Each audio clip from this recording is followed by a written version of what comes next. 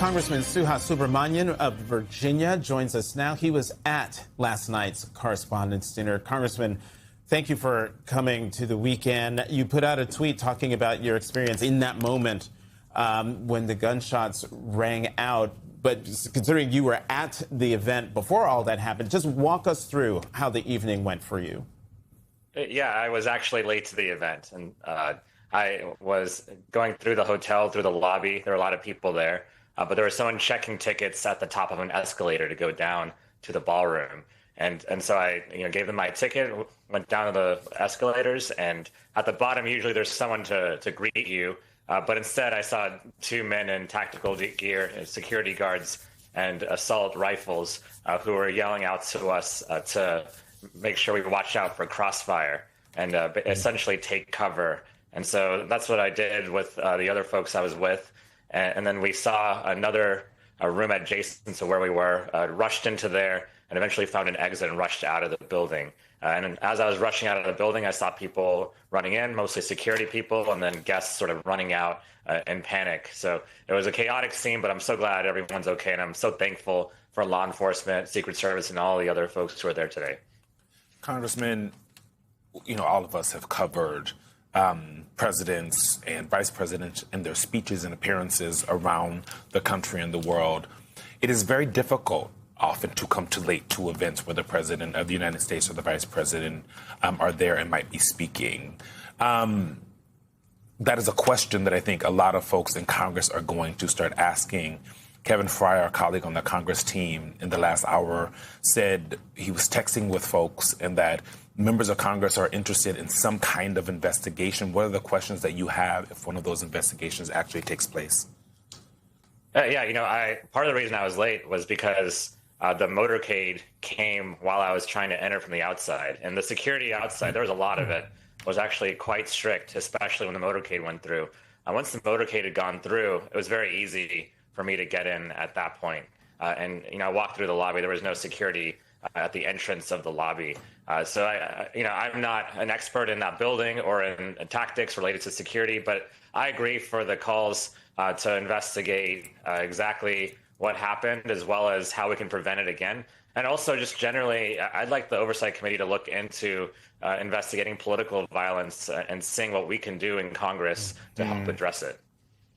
Actually, Congressman, let's stay on that topic that you just brought up, because part of the conversation we were having earlier in the show is sort of this quiet expectation amongst reporters now that when you go to a political event, there could be a worst case scenario of political violence, as we've seen, or really any sort of mass gathering, either in the United States or around the world.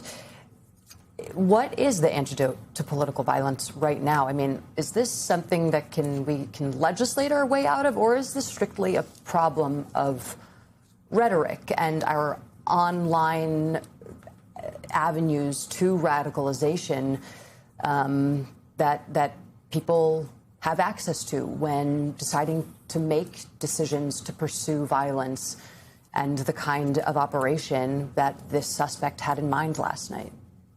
Yeah, we want to protect free speech, but we also need to look out for political rhetoric that incites violence or encourages violence in any way. So I think the rhetoric is a big part of it. I also know that in Congress, we've taken steps to protect members of Congress. I have a security detail that comes with me to events now, especially outdoor events, and very grateful for them. They do make people around me a little nervous, to be honest. But we felt it was necessary. Why do you have that detail? Is that because of specific threats that you've received, or is that something now, and pardon me, I should know this, that's just sort of institutional for all members of Congress? It's both. I received a specific death threat, our office did, and then we also have a budget now because of all the threats and all the incidents from the past few years for members of Congress to be protected. So certainly it's good to have security with us, but we need to address the bigger picture when it comes to political violence. I think it starts with the rhetoric. It starts with engaging different experts in this to see what we can do, what we can legislate in Congress. I think we should do all the above.